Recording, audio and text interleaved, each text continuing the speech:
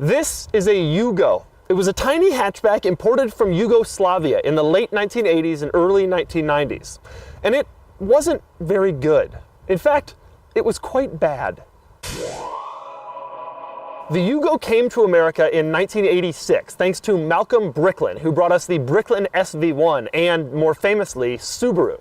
In the 80s, he decided that America needed an entry-level, low-priced car, and so he started importing the Yugo from Yugoslavia. Priced at under $4,000, that's about $8,700 in today's money, for a new car. The Yugo slotted somewhere in the automotive lineup between a normal car and a bus pass. And you'll find a lot of people who will tell you that the bus pass was actually a better decision since it was cheaper, cleaner, and often more reliable. Today, I'm going to show you around the Yugo, and I'm going to show you why it was considered to be so bad. And as I do, I want you to keep in mind two things. Number one, in 1992, the EPA forced Yugo to recall every single car they made because it polluted too much. And number two, this car isn't some relic from the 60s or 70s. This car came out in the late 80s and was sold through the early 90s. It was on sale at the same time as the Porsche 959, the Acura NSX, the Ferrari F40. And with those things in mind, our tour begins.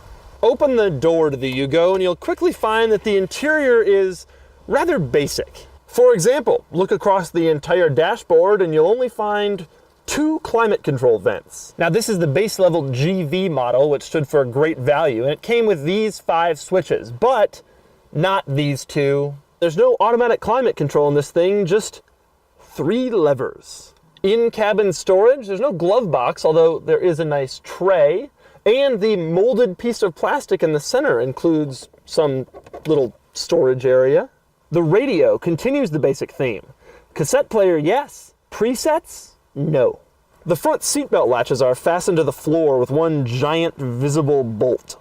Speaking of exposed items, check out these wires going into the door. Behind the center controls, more wires. Now, to get in back, you don't just pull the seat back forward. Instead, the entire seat lifts forward.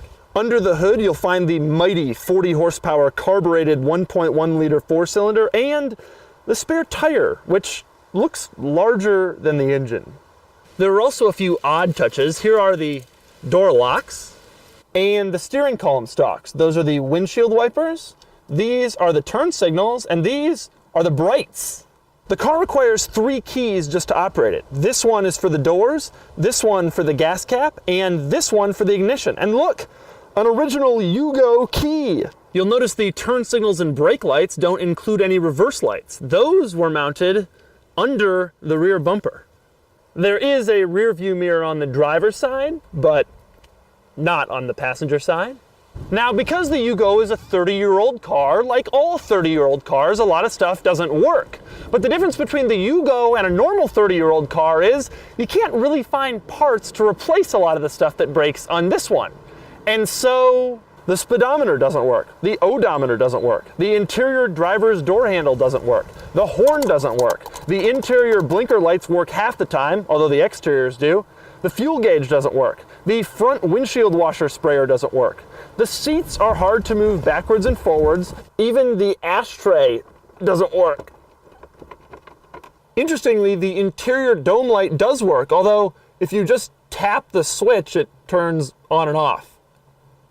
Okay, so now you've seen everything that makes the Yugo, except for my thoughts on the driving experience. Now, for more of my thoughts on that, click the link below to check out my column on autotrader.com/oversteer. Or keep watching because it's time to take it on the road.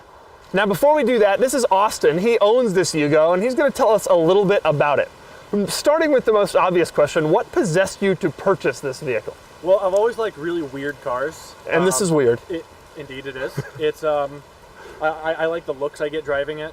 So how much does a Yugo cost? All right, so a running Yugo like this one cost about, $1,000. And then a not running Yugo I use for parts, I got it for $200 and I traded a 22 for it. So you picked this one up for $1,000. That's one Yugo. Yep. The second Yugo, $200 and a 22. Yep. I got you. Okay. Yep. Yeah, I should mention Austin doesn't live in the city. Yeah. So you're on high-speed kind of country roads. Yeah. Do people pass you all the time? Is it drivable? No, I actually overtaken this.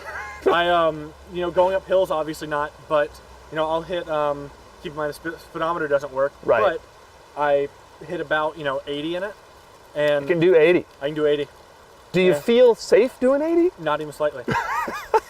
Do people on the street, when they see it, do they know what it is? Yeah, pretty much every stoplight I go up to, somebody will roll down their window and say, "Is that a Yugo? Right, I haven't seen one of those since, what, 92? right.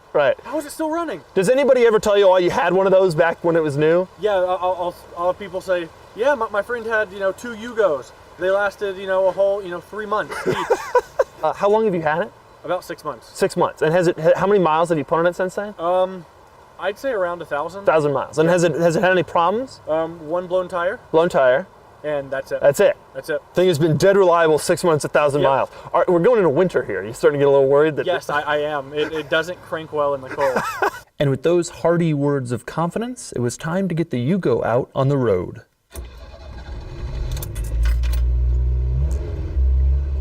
Surprisingly smooth. Yeah. It's a smooth little start. No way that's in gear. Yeah. Okay, all right, this is neutral.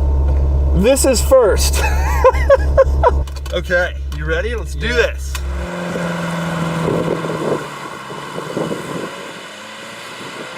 Woohoo! I'm driving the Yugo.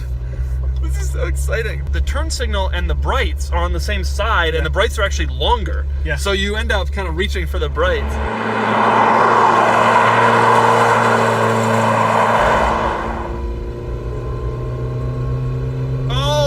I am on the floor. On the floor in the correct gear. Yeah. Oh, come on, you can do this, buddy. You got this. What is that noise? It started like 2 days ago, and it's just... We're just, it doesn't matter, whatever. No, I just ignore it. When you hit this, watch what happens. Okay. Uh-oh. Oh, we're losing momentum. I think we're losing speed, don't you? Yeah, we're definitely losing speed. We're going up a hill right now, and oh man, we're definitely losing speed. Are we gonna get to the top of this? Am I gonna have to downshift? Yeah, you have to. That's not gear. The problem is there's no tach or speedometer. Oh, that's neutral still. Why are we on hills? This is terrible. This guy's gonna hate us. The thing is, if he knows Yugo, he's like, oh, It's yeah, a Yugo. I get it. No problem. There's nothing scarier in this car than seeing a speed limit 55 sign and then an uphill right afterwards. That's like, you're just screwed. I mean, then the first thing you do when that happens is you look in the rearview mirror.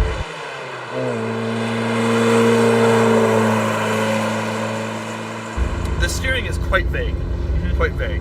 I mean, there's a lot of on-center play. There's about a 2-inch movement here when we're not really doing anything.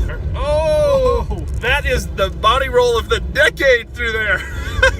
God, the body roll. Even just these light turns, it's like just swathes from side to side. It's not what you want in a hatchback that's got to be only 135 inches long. Also, the brakes could be better. The thing that's scary also to me about this car is I know how small it is, and we know how poorly it was built. Yeah. And so, around here, it's all pickups.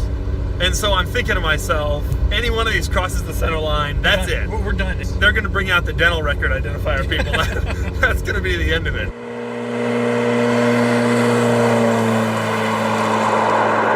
It was a whole lot louder. The previous owners drilled holes in the exhaust. To get like a better sound or yes. something? And it was terribly loud and it sounded like crap. What'd you do? I used muffler pads and duct tape. That's what we call a Yugo modification. I think Yes. you don't want to spend too much money.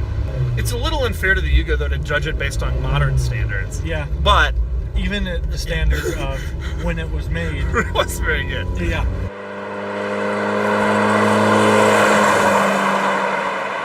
You gotta be smiling every time you drive this car though, right? Every time. Because it's so interesting. I mean, this is the most interesting.